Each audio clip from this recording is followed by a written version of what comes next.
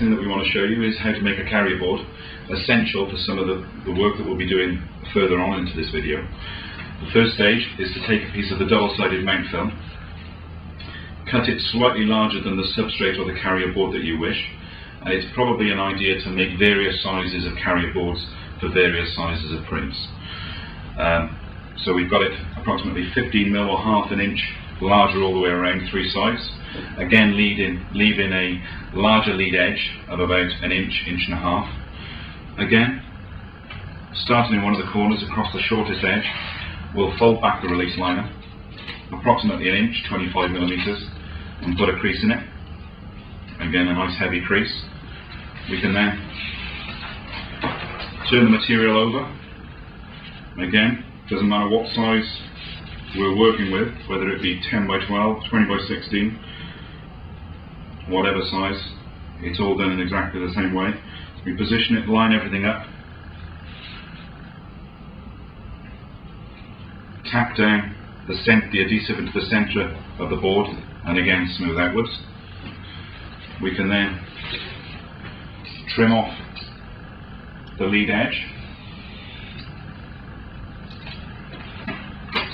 offer this up to the rollers, and we'll catch the first inch, 25mm, into the rollers.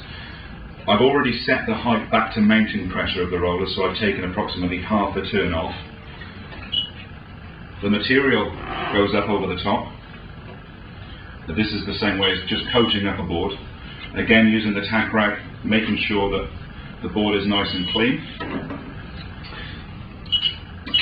Lifting up the release liner, and again pushing it backwards and down will start the rollers, and you'll just end up rolling it off.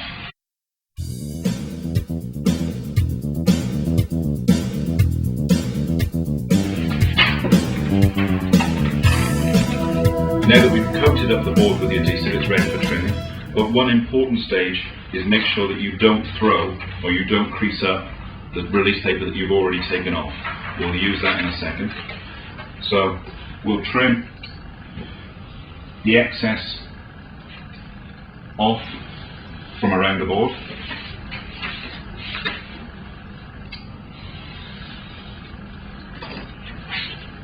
We can then turn the board back over.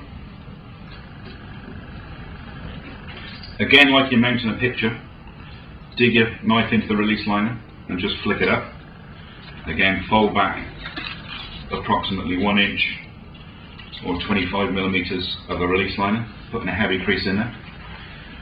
Now the release liner that we've just taken off, we need to put this back onto the board, but this time the other way up. So the paper will come into contact with the adhesive and the release agent will be facing upwards. Always a good stage here as well is to try and line up the release liner with the grids.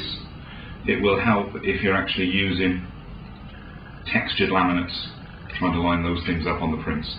So again, we tap down into the release liner from the middle, smoothing it outwards. Back to the rollers. We'll catch the first inch, 25mm, into the rollers. The release liner goes up over the top this time.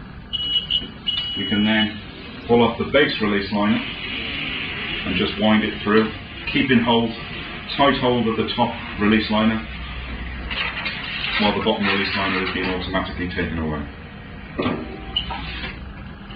There you have, once it's trimmed, a siliconized carrier board.